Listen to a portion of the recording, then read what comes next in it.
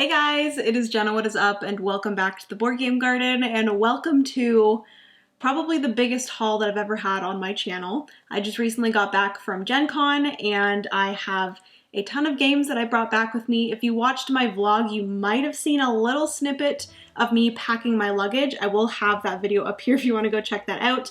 I did two parts. I did part 1 and part 2 of my Gen Con vlog, so definitely go check those out, either before you watch this or after. But yeah, I tried to fit a bunch of board games in a suitcase. I thankfully did have it under the like 50-pound mark that I was going for, so we were good there. We didn't get charged for any overweight luggages. I didn't have to buy any additional luggage. It's all good.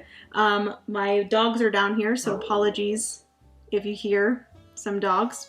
But I'm gonna try to make this video as unedited as possible because I just wanna show you guys these games. I actually have a few games that I got, or no, actually just one. Walter, come on. Come on, bud. I actually have a few games that I got before I went to Gen Con that I want to show you guys. Then I also have a few that I got after I came back. So I'm just going to show you a bunch of games. I think in total right now I have 1, 2, 3, 4, 5, 6, 7, 8, 9, 10, 11, 12, 13, 14, 15, 16, 17, 18, 19, 20, 21, 22, 23, 24, 25, 26, 27, 28, 29. About 30 games around me right now, so let's get into this. Let me show you guys the games that I got before, and then we'll get into Gen Con, and then we will go into the ones that I got when I came back. Also, before we do that, give this video a big thumbs up if you enjoy. Also hit that subscribe button down below if you have yet to do so. We'd love to have you here in the garden, and comment down below either before or after this what games you're interested in, any games that you saw me haul today that you're interested in, any that you saw at Gen Con that you're interested in. Let me know down in the comments. I would love to chat down there just about all of the new games, all the fun stuff. But yeah, let's get into this video, this haul, shall we? All right, so starting off with the games that I received or got in the mail before I headed off to Gen Con. I have a little pile here, and then one came while we were at Gen Con, and then a few came like the day after I got home from Gen Con. But the first is going to be a few games that I got from Looney Labs. They create the Flux games, which I'm pretty sure the Flux like series is pretty large and pretty well known, but I have never tried any of the Flux games. So they sent over a few of the card games. I'm pretty sure there's like a ton of different variations of Flux, but the ones that I got, and I believe these are their like most recent ones that they got released. So this one here is Across America Flux. This one plays 2 to 6 players. It says the cross-country card game of ever-changing rules. I'm pretty sure the ever-changing rules thing is like something that is well known with the Flux games. And then this one here is Around the World Flux. This one plays 1 to 6 players, so this one can be played solo, which is interesting, but the Across America one cannot. And this one is the globe-spanning, ever-changing card game. And then lastly, we have the Flux, the board game, which I'm pretty sure all of the rest of the Flux are considered card games, but this one, even though it's still pretty small, this is considered their card game. So based on the hit card game Flux, this is the only consistent is change. Flux, the board game. So I'm really interested in these ones. I've never, like I said, played any of the Flux. The board game plays 2 to 4 players, so all 3 of them are different player counts, which is very interesting considering they're all in like the same series. So yes, I'm very excited to try out these Flux games. Moving into another game that I received before I headed off to Gen Con. This is one that when it was announced, I just fell in love automatically based off of the theme, which it has something to do with dogs, which if you guys know, I have 2 dogs and absolutely love dogs, but that one is Forever Home. This was published by Birdwood Games, who did send this over for review, so a huge thank you to them. I will let you guys know all of the games that were sent for review or for content, as well as which ones I purchased myself. But yes, Forever Home was sent over for review, and this is from the same publisher, Birdwood Games, that published Dog Park, as well as the new Dog Park expansion, New Tricks. And this is Forever Home. Help dogs in need find their forever home in this puzzly pattern building game for 1 to 5 players. So this is all about like finding dogs their forever home, which makes me so happy. Our second dog, Walt, was adopted. We did adopt him. So yes, it's something that is like something close to my heart and I love it. And I'm so excited for this one. It is like a abstract game, which I wasn't expecting, but it looks very fun based off of what they have on the back and what you are doing. And the art is absolutely gorgeous and it can be played solo. So I'm very, very excited about that. That is Forever Home. Next up is quite a large stack of some games here. This is actually from Fowers Games, I believe. They are the publisher that makes Paperback, which we do have Paperback, and I enjoy it. I'm not the best at Paperback. I'm not the best at spelling, but I was really excited when they reached out to send over some of their Paperback Adventure games. So we have the base box here, and then you have all of the different expansions or different scenario boxes, I guess. So we have 3 different ones right here. This is a solo game, I believe, but you can play it with 2 players. It says 1 player. It is primarily a solo game, but it does have a 2-player variant included. So you have the base box or the core box, and then you have these 3 expansions. One is Ex Machina, the other one is Damsel, and then this one here is Plot Hook. So I'm super, super excited to jump into these. They also sent over this like playmat here. Not sure how the playmat works with the game, but I am very, very excited to hop into this. A huge thank you to Fowers Games for sending this over. And yeah, expect some content on Paperback Adventures in the near future. Next up is a game that is coming to Kickstarter, I believe, sometime soon. I believe in mid-August to late August. And this is one that I saw Alex from Board Game Co. talk about and feature in one of his live streams. And I mentioned in the comment section of the live stream that I'd love to check this one out. And I guess the publisher was in the chat and he saw it and then he reached out after. But this is Potions of Azurland, which, come on, this is absolutely gorgeous. I heard a little bit about this before I heard it from Board Game Co. I believe they had it at one of the Dice Towers possibly, or Origins, or I saw it somewhere and people talking about it, and just the art in this and this really interesting action mechanism that they have in this really caught my eye. It's all about creating potions, which I think is very, very fun. Something that I love to see in board games. It is 1 to 4 players, so it does have a solo mode, and I will be doing some content on this for their Kickstarter. All right, so before we get into the things that I got from Gen Con, I just quickly wanted to show you guys this one, because this is a game that I have wanted for so long. And Francis and I actually played it with some friends. Our friend Joe came over. He was actually part of the board game carding community. He came over and we played Planet Unknown, which Francis never played before. And he was like, I'm obsessed. We need to buy this game. So we were going to back it on Kickstarter, but we didn't want to have to wait until April of 2024. So what we ended up doing is we scoured the internet and we found a board game store, an online board game store, and I'm pretty sure they have like a physical board game store as well, from British Columbia that actually had a few Planet Unknowns back in stock. Also, if you're wondering why I'm not putting it straight up, is because the Lazy Susan doesn't have a lid on it, which during the Kickstarter they did have I just said Kickstarter, which actually during the Kickstarter for the expansion for this, they did have a lid, and I did back that on Kickstarter. So I'm going to be getting the lid, and I also backed the expansion on Kickstarter, but we actually just went and got this one, or we ordered it, and it came while I was at Gen Con, and we played it on live stream. I probably, by the time this goes up, I probably won't have it up yet, but the live stream for this will be over on my Twitch channel if you guys want to see Francis and I play Planet Unknown, but we finally got it in our collection, and I'm so, so excited to finally have it and to play it with Francis's family, because I'm pretty sure we're going to play this as a 6-player game, because this plays up to 6 players, which is amazing. It is simultaneous, polyomino, tile placement, absolutely amazing game.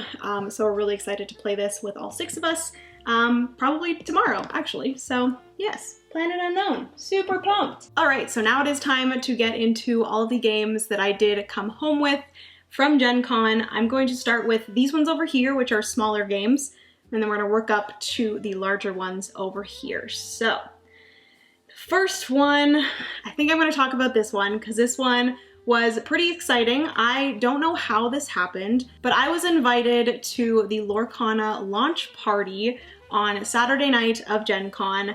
And when we got there, we got a goodie bag, and in the goodie bag was a bunch of Lorcana products. Huge thank you to Ravensburger as well as Lorcana, Disney Lorcana, for gifting these. I am so appreciative because I know that people stood in line for a very long time to get these, and I don't know how I deserve this, but thank you so much. And yeah, if you guys weren't watching this right now, that would have never happened. So thank you guys so much for supporting and allowing this to happen to me. I don't know how, but I am very thankful. But yes, so I got some Lorcana cards. This is something very new to me. I've never really gotten into any TCGs before. I collected Pokemon cards when I was younger and put them in binders and stuff, which I loved. But I never really played the actual game, and I'm very interested in trying out Lorcana. I've heard great things about the gameplay so far, and just the whole collecting and trying to get different cards. Ooh, it just gets me, and I'm so excited. And it being a good game on top of that, hopefully is something I'm very excited about. So we got a deck box with, I believe we got one starter pack. Each starter pack does come with a booster pack, and then we also got 2 additional booster packs. We also got card sleeves, this card box here. I also got the Maleficent playmat, which I saw someone unbox the playmat, and I'm a little bit disappointed that the playmat does not have any sort of like layout on it. Usually when you have a playmat, which Francis and I really want to get the Radlands playmat, and that one, you actually use it to do like the layout of the game. And in the like starter pack, you do get a little sheet that has a little layout for you to place your cards, your discards, keep track of all of the like lore that you're getting, I believe it's what it's called. And it has this little layout, and I'm surprised that they didn't put the layout on the playmat. Just a little bit of a disappointment, but it is a really nice playmat. Again, super thankful for this. And just being able to go to that event, it was just like a pinch me moment. We also got the opportunity to make ourselves into a Lorcana card, so you best believe I had to do that. Super cool. And then they also did have this cool little like scavenger hunt type thing where you opened your packs there, which was so much fun. Just sitting at a table with a bunch of friends, opening cards and like trading and stuff. But basically you had a little sheet that had 6 cards that you had to collect, whether through trading or borrowing for that point. And then once you got those 6 cards, you would show them those 6 cards, and then you got a signed art print from one of the illustrators. So it's this gorgeous one of Maleficent, and it is, wow, signed by Nicholas Cole, which is the illustrator. Absolutely gorgeous. But yeah, that was definitely like a, oh my god, how am I here type of moment at Gen Con, and I am very appreciative of that and being invited to that. So yes, that was Lorcana. And then moving into some other small card games, I was gifted this by North Star Studios. This is the Inheritors card game, which I think I mentioned this in my games I wanted to purchase, and they did reach out shortly after and said that I could come pick up a copy of this for review. This is one that I have played already. Inheritors, I had the opportunity to play this at Level Up Retreat, and I really enjoyed it, and that's why I put it on my to-buy list, because it is such a fantastic game. For this small of a box, which I feel like a lot of people were like, I was expecting this box to be a lot bigger, but it's a pretty, just teeny tiny box. I feel like you could take this traveling, and there's so much in the game. You are basically collecting sets of cards or runs of different suits, and you're trying to collect as many of those in different ways. You can do a few different actions on your turn. You can like use different cards. There's different cards that you can use for actions. Once you get certain things, there's different public objectives. You have a like private objective as well. And once you collect a certain amount of one suit, then you can take, if you're the first person to do that, you can take one of like the special abilities of that certain inheritor, I believe. There's like different characters for each of the suits. which I'm assuming is just all of the ones that you have on the front here. And then you have that ability for the rest of the game, which I think is really cool. So yes, I am so happy to have this. Huge thank you to North Star Studios, or Game Studios, for gifting me that for review. So that is Inheritors. Next one here is another one that I was given by the publisher. This is Gap. This is from Arcane Wonders, which, by the way, I got games, like more than one game, from a lot of the different publishers, and they're going to be separated. But I just want to go from smallest to largest. So yes, Gap is not the only game that I received from Arcane Wonders, but this is just a little card game. I've already opened it, and it is like foiled, and all of the cards are foiled. And ooh, the cards actually, the box is a little bit difficult to open, so I wanted to show you the cards, but I don't think I'm going to be able to open it. But the cards actually feel like they might be waterproof, which is really nice. So this would be a great one to take traveling and not have to worry about it getting damaged. But I believe there's something about you having to create the largest gap, I believe, in your cards or something like that.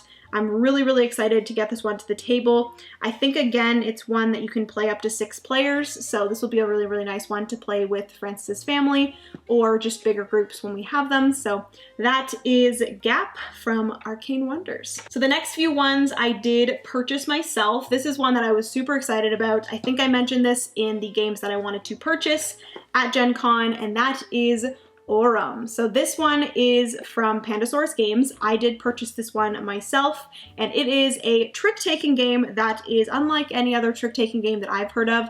To be honest with you, I haven't played a ton of trick-taking games, but I'm wanting to get more into them. I'm really interested in playing more trick-taking games. You guys will see a few other ones in the near future, actually maybe just one more. But Aurum is a trick-taking game where you, instead of having to play the same suit as everyone, you actually have to play a different suit than everyone else. You will win if you play the highest card, but also you do gain some sort of benefit, which I believe you get a gold card, which is considered like a trump card if you actually lose the trick. So if you have the least or lowest card in the trick, you get some sort of benefit, which I think is very cool. It has a really nice, like, I don't know, tarot card vibe to it. I think I mentioned that when I mentioned it in the other video, but I'm very excited about this one. It plays 3 to 4 players, so it's an interesting player count, but I am super excited to play this one. Sounds really interesting, and from who have played it that has told me about it, they have really enjoyed it as well. So that is Aurum. And then another game that I purchased myself that is another trick-taking game with a little bit of a spin on trick-taking. I think this was pretty popular at last year's Gen Con, but I'm just getting it this year because I was not at Gen Con last year, and I, for some reason, just this entire year have not picked this one up. But Cat in the Box is one that I've been wanting for such a long time. This is the deluxe edition, and they just recently announced like the colossal edition, which I thought was pretty cool. But I just got this one, and I played this one the other night and really enjoyed it. We actually played a 4-player or 3-player game of it, just a quick one at the end of the night, just to get a feel for how it plays. And I'm excited to play this one with, I believe it plays up to 5 players, so unfortunately I can't play it with the 6-player count that I always like to strive for, but I'm super excited to play this more. It's again an interesting like take on trick-taking, and I know that a lot of people really enjoy it. So that is Cat in the Box, and that's from Bezier Games. And then moving on to another game that I didn't think I was actually going to get at Gen Con, because AEG and Flat Out Games did have like some events for content creators, and they were gifting some copies of their newer games to content creators if they went to that certain event. But unfortunately, because I was working pretty much all weekend, I wasn't able to schedule myself in to go do that, because most of the time when they had openings, I was working. So I was a little bit sad. This was one that I really wanted to grab at Gen Con, and I didn't think I was going to until I went to like a little social they had in the BIPOC lounge, and the wonderful, I believe his name is Eric, I'm almost positive, I just met him at Gen Con, and he was such a nice guy. And I pointed out, I'm like, oh my goodness, I'm so jealous that you got Point City. He had it in his bag, and he just reached out and gave it to me. He was like, I'm probably going to get another copy of this at some point, so you are welcome to have this one. And I'm like, are you sure? And he said, absolutely, I wouldn't be offering it to you if I wasn't absolutely sure. So I did get a copy of Point City. Thank you so much, Eric. I don't know if you watch my content, but if you are so kind, and I really appreciate you gifting me this because I was so excited about this one. But Point City is basically the next in the series of Point Salad. I really enjoyed Point Salad. Francis doesn't love Point Salad. I've said that here on the channel before. It's really hard to get that one to the table, but I feel like he might. I have played this one. I played this the other night at a board game night, and I feel like this one might be one that Francis will enjoy a little bit more. It's a little bit more thinky and more involved than Point Salad, and I feel like there's more strategic decisions in this one compared to Point Salad. So yes, super, super fun. Really enjoyed that one, and I was very excited that I did end up getting gifted a copy from the wonderful Eric. So yes, that is Point Salad, or no, Point City. All right, so I need to hurry this up because I feel like I haven't gone through a lot of the games thus far. But the next one is one that I purchased myself as well. And this is one that I've been wanting for a while. This was actually the first game that I purchased when we went to Gen Con on Wednesday. Jamie, Jeff, and I were kind of just walking around, not doing much. Jamie and I were waiting to get our like expo badges or our exhibitor badges so that we could actually go into the expo hall. And we went to Good Games Indianapolis, which is a board game store that was pretty close to where Gen Con was. And I ended up picking up Mr. Cabbage Head's Garden, which is a game that I've been wanting for a very, very long time. It is a solo or two-player game, and I've heard that it is absolutely fantastic solo. So I've been wanting it. The art is amazing. I don't know if you guys can see this, but like, oh my gosh, this game cover is hilarious. It's just so odd to me, the like characters in this game. They're just slightly creepy in a way, but I love it. So yes, Mr. Cabbage Head's Garden. I've heard nothing but good things. I'm very, very excited to have this one. Oh my goodness, apologies. But yes, I purchased that one. First game of the con. All right, so moving into some slightly bigger games. I'm just gonna quickly go through these. Like I said, I feel like I've been talking too much and this video is going to be so long. This one here is probably very difficult to see, but like, can we talk about how freaking beautiful this box is? This is actually a sleeve, but the game that it is Charmed and Dangerous, which this was actually the game from Third World Studios that I was in charge of demoing / just like giving overviews of when people came to the booth. So I know this game pretty well. I had to learn it before I went to the con, and then I explained or gave an overview for this game so many times at the con. Basically, Charmed and Dangerous is a cooperative adventure card game where you are all playing as fairy tale princes reimagined as RPG characters, and you're going through a location, beating baddies, different things, getting items, working together in order to eventually defeat the main villain. And it is very fun. Each of the different princesses have different asymmetrical abilities, and you are getting these different like facets on each like side of the card, and you can actually slide different facets on different sides of the cards in order to like build up your princess and make her stronger and allow her to beat more difficult baddies. So yes, grab your bows and your tiaras. It's a pretty badass game, and I really enjoyed it.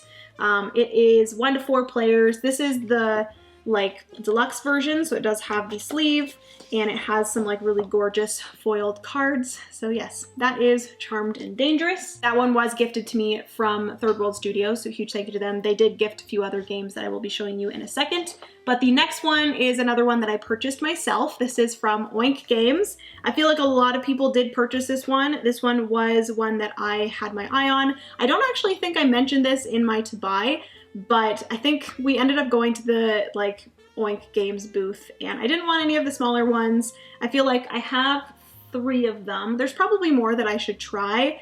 I should have looked to see if they had Town 66, because I really want Town 66. But anyways, this one Jamie ended up getting, and it really intrigued me as well. You typically don't see Oink Games this big, and it has a little bit of a weight to it, and it has these like mahjong style tiles in it, and it looks very cool.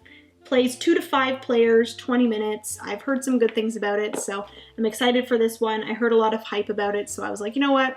Let's do it. Let's buy Tiger and Dragon. It looks very cool. So yes, that's that one. Next up, we have this one, which this actually reminds me that I do need to talk to the person that gave me this. Basically, Gasoline Rainbow, which is someone on my Discord, reached out and asked if I wanted to do a little trade. Initially, we were going to trade a Seize the Bean playmat, which I had 2 of them and I didn't need 2 of them. So she was like, hey, do you want to like do a trade, or can I buy your second Seize the Bean playmat? And I said we could do like some sort of trade. Initially, we're going to trade some Button Shy games for it, but I think she ended up selling those. So we ended up coming to an agreement that we would trade my Seize the Bean playmat for one of her games, and she actually had in shrink still a copy of the Red Cathedral. I still need to obviously like Seize the Bean playmat and the Red Cathedral. I don't think that's a very fair trade, so I'm going to pay her a little bit extra for this, so I need to reach out. But huge thank you to you. Thank you so much. I do forget what your name is, so I do apologize. I met so many people at the con, but this was like one of my favorite moments. And just in general, like meeting people at the con, I just want to say, if you came up to me at Gen Con and introduced yourself and said hi and we had a little conversation, thank you so much. That was like one of my favorite things of the con. It was really nice to actually be working a booth and have people know where I was if they wanted to come and say hello. So I met so many people in the Board Game Garden community. Some of them knew me from like before I even started the Board Game Garden. Some people followed me since I started YouTube like 9 years ago. So holy manoli, it was so cool. It was sometimes a little emotional as well. Just like knowing that people have followed my life for that long, it's just insane to me. So huge thank you to anyone that said hello, introduce yourself. But yes, I ended up trading for the Red Cathedral from Devere. I'm so excited about this game. It's one that I've wanted to try for a really long time.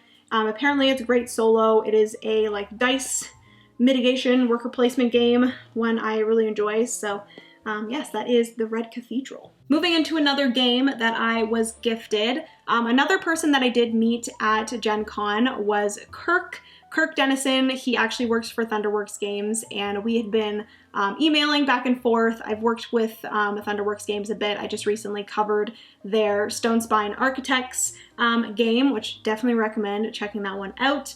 But he actually has a game that he is publishing. I believe he published it before, and he still has some copies, so he's wanting to get this out into the board game community more. And I think it's a game that I am going to be obsessed with, and I feel like it's one that a lot of other people will really enjoy. This is a sleeve of it, but his game is called Gearworks. It was originally published by Peacekeeper Games, which was his publishing company. It plays 1 to 4 players, and this is, like I said, a little sleeve that comes over it, but this is what the game looks like here. I did also get a playmat, which is absolutely gorgeous. It's ginormous.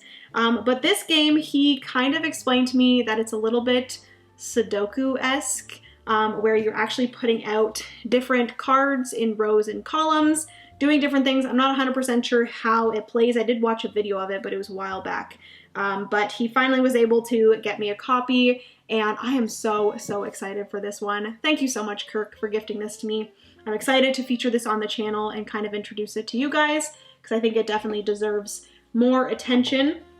And I really love the like theme of it with like the clockwork kind of gears and like steampunk kind of feel to it. So Gearworks, I am excited to try out and play. It gives me like the kind of vibes of like other Thunderworks games, but it is not actually published by Thunderworks. It is just designed by Kirk, so he actually works for them. But yes, anyways, yeah, Gearworks, very excited about that one. And then I also did get a copy. This was gifted to me by Lucky Duck Games for review, but I didn't end up going to Lucky Duck Games had a event, a Cosmo Octopus event. This is Cosmo Octopus, They had an event solely around Cosmo Octopus. Apparently it was amazing. I didn't get to go. It was on Wednesday night and we had a dinner with the Third World Studios team, so I wasn't able to attend, but I did end up getting a copy of this. Thank you, Tim Chewin.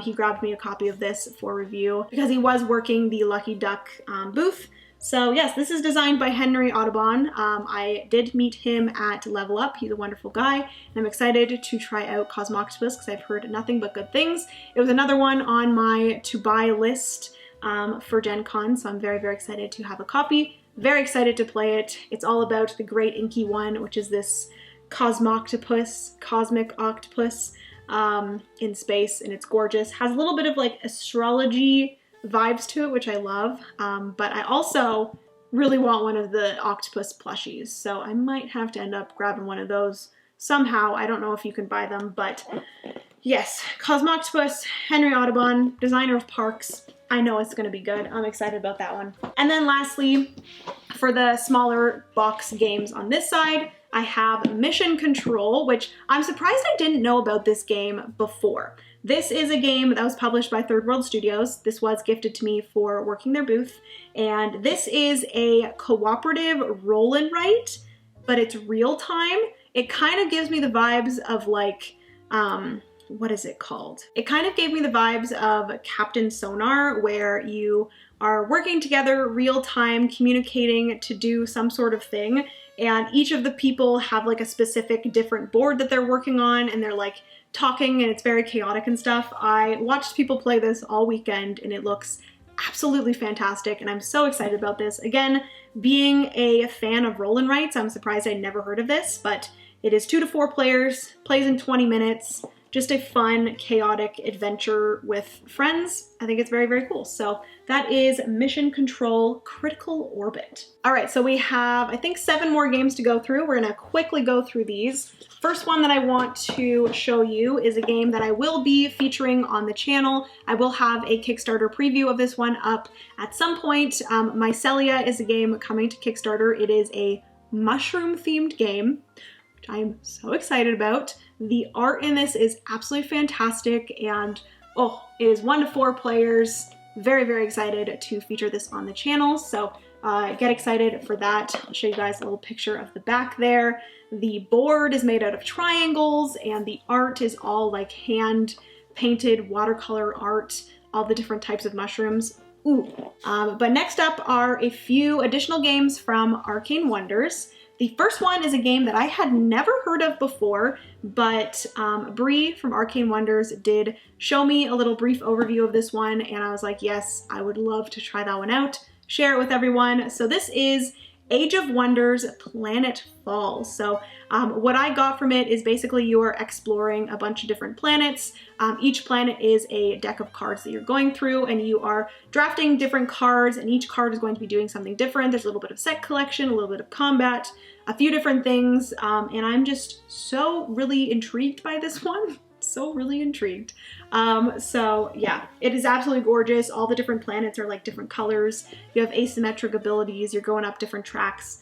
Just one that I feel like I would really enjoy. Based off of like the theme and the cover, it was not something that I was super interested in, but looking and seeing and getting explained the gameplay, it's like, ooh, I'm really excited for that one. So that is Age of Wonders Planetfall. And then next up is another game from Arcane Wonders. This is Neotopia. This was one that I heard a little bit about when I was watching people's like most excited at Gen Con games. And this one, immediately when I saw Neotopia, I was like, that kind of reminds me of Neopets, but unfortunately it has nothing to do with Neopets. It does have a very gorgeous cover, and I believe you are building up your own, I don't even know. The year is 2055. A group of entrepreneurs set track to create the most advanced city on the whole planet. So I believe you are like building up your own city. It looks like it's a little bit of like a abstract game, which I'm interested to see. There's like different colored discs and stuff.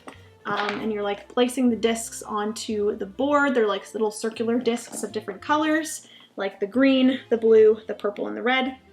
So I'm interested in this one. We'll see. Moving on to another game that I have played already. This one is another one that I got gifted by Third World Studios for working their booth. This is Stuff of Legend, or The Stuff of Legend. This is probably the cover that you are most familiar with, but this is like the fancy Boogeyman edition, so it does have this little sleeve that goes over top. This is a cooperative game where there's actually some hidden traitor element, which I think is so cool, and something that I was like not super into, but we played this on Wednesday night and it was probably one of my favorite plays of Gen Con.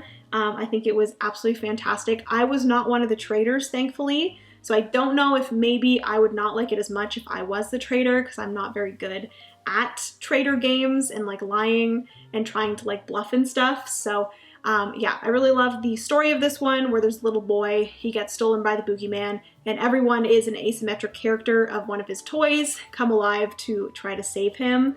And you're working together, going through this map, defeating different monsters and stuff in order to find the specific numbered door in order to save the boy. But obviously, like, there's some traitors, so there could be some lying and stuff, and everyone's a little bit like, you know, not too sure about everyone. So yes, that is The Stuff of Legend. Moving on to another one that I purchased myself. This is Redwood, which I initially was not going to get this one, but the art and the theme of this one just got me. I think this is one that Francis will actually enjoy as well. The theme of like nature photography, if you guys do not know, Francis, my partner, has done some like nature photography as a hobby and really enjoys it. So this one is one that I think he will enjoy. So I did end up purchasing this one myself, and I'm very, very excited for this one. It is not the like deluxe version of it that people purchased on Kickstarter, but honestly, I'm fine with that. It's a retail version,